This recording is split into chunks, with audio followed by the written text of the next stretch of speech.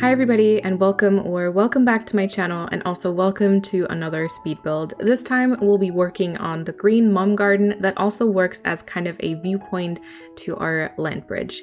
Now, like the plant supply shop that we built in the last speed build, this was pretty much a space that already existed because of the double bridge feature by our entrance, and then I needed to kind of figure out something to do on this platform. And because on the second tier we have the pathway going along the right hand side, it's kind of a smaller platform, so I didn't really know for a while what to do until the chat suggested to add some type of garden, something plancore that seems to be in the works of being built up in that sense. And so we then decided to make it into a green mum garden, because green mums are definitely the flower that scream plancore the most. So first I started making this platform a tiny bit bigger just so the viewpoint would be a bit nicer, and also just to have at least a bit of space to work with. By the way, as you might be able to guess from the overlay, this once again is from a stream. I will be linking that stream down below, and also I'll be linking my second channel, Sparksby Archive, which is where I'll be uploading all of my streams from now on. So I'm actually in the process of transferring all of my VODs over there as well. So if you ever would like to rewatch something, you'd like to catch up on streams or anything like that, consider subscribing to that channel, which of course is also free. I then had this river because of the bridge, of course, that we already had built for our entrance, and then I just kind of needed to connect it to the back. I thought that this was actually quite nice. I tried to make it look natural. Waterscaping is hard, trust me. And then because I wanted to indicate that this is in fact a viewpoint, I added the telescope. And then I needed to figure out where the garden was and where the path would kind of lead. So I knew that I wanted this pathway to kind of lead from the bridge to the telescope, just so you would naturally kind of go there. And the garden patches, which I had kind of started off stream, but I ended up completely redoing them. Initially, I thought I was going to do them on the right and left, but I actually then decided to just add a bit of garden on the right-hand side. And I tried to fit it to the cliff because it's, rounded around the corners. I removed the stuff on the left and decided to not actually do a garden here, and then made the one on the right a bit bigger. This was kind of hard to figure out because without decorations, something in this shape looks really, really odd and out of place, which is once again for me the cue to say everything is a process, and sometimes you need to keep doing stuff until you have everything decorated, and then suddenly things will come together, and don't be afraid to readjust it. And now with this reminder that I always like to build into my videos out of the way, let's go back to the build. So the thought I had was to place flowers on every second tile, and then in between I wanted to do some custom codes. And then first I tried this out just with a few flowers I had in my pockets. And yeah, so this was just kind of to check whether that idea would map out, and then I went ahead and kind of figured out the pathing along this garden patch. Once I kind of felt like I had the pathway figured out and I decided that I actually liked the flowers there, I then also, of course, went back and I exchanged them for the green mums, and decided to switch them over one tile. I don't really remember why I did this. I'm pretty sure that I probably had a reason, like that I wanted it to map out in the back or something like that.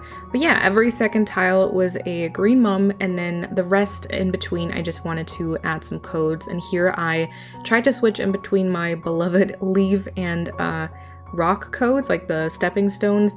And also this sunflower, for example, that just kind of is more of an eye catcher. I also knew that I wanted to have a few items in between, which you'll see me place later.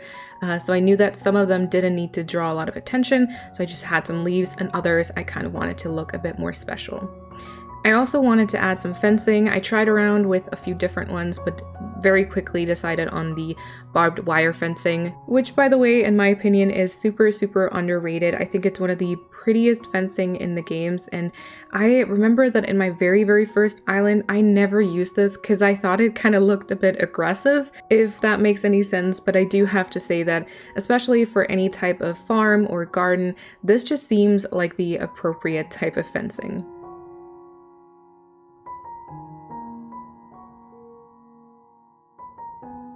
I then went back to add a few more fencing pieces. I did not want to have like a solid line of fencing, if that makes sense. Instead, I just kind of tried and scattered them around a bit here and there until I found something that worked for me. I also here tried to make things accessible. So as you can see, next to the telescope, I wanted to be able to actually stand there just for, you know, pictures, for example, but also to be able to climb up from the back. I then added the trees in the front because that just adds lots of greenery and always implements the plant core feature. And I also implemented this confetti machine and the floating petals that it kind of you know, stands for or kind of gives you the impression of. I got that idea from my friend Lucy at Lucy's Crossing Cookie over on Instagram, and I am so in love with this up to this point, especially because you can also actually see it on the flyover and it just kind of looks very romantic, if that makes any sense. Here you can now see me putting the items in between the mom garden. My goal here was to just create different heights, so I went ahead and did the bird bath. I had the leaf stool in the back and the shovel, and I just kind of tried to play around with them until I got like a nice composition of higher items or taller items, and then of course the general mums. In order to rearrange, I had to pluck the mums sometimes, which was a bit frustrating, but ended up working out in the end.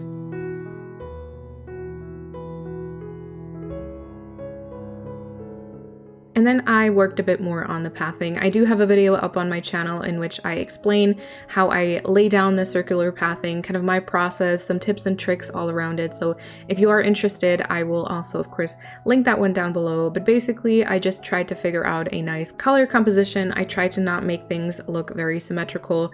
Once again, here, a tip, of course, is that green leaf piles can really help to cover up kind of bare spots and also to just kind of make a transition area look a lot more natural. And of course, my beloved leaf coats are also in there.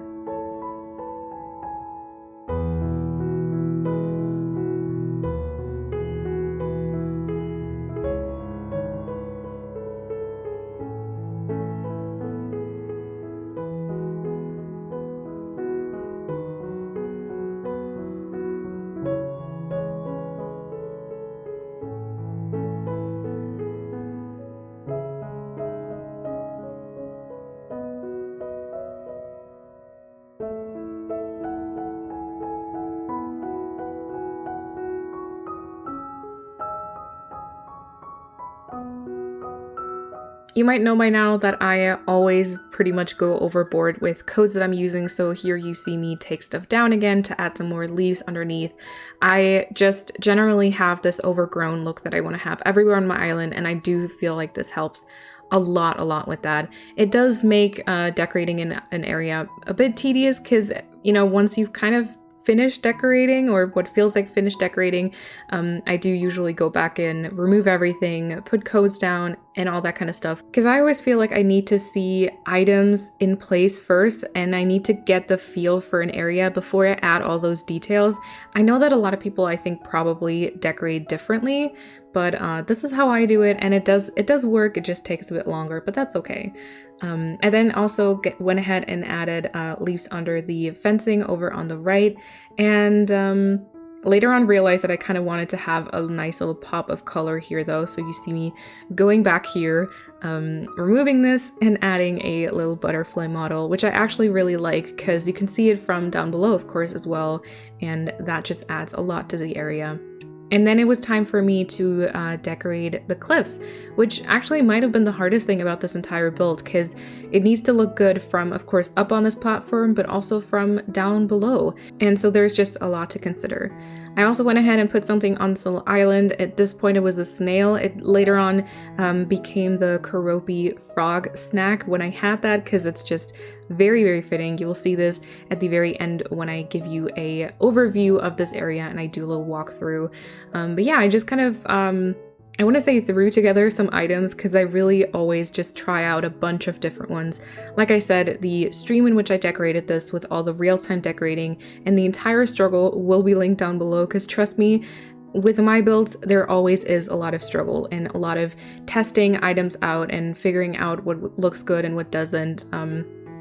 And I do feel like in speed builds, it definitely doesn't come across how long this actually took me, but do trust me that it did take long. And that is pretty much everything. I will give you a walkthrough of the area, but thank you so much for watching, and I hope to see you again very, very soon.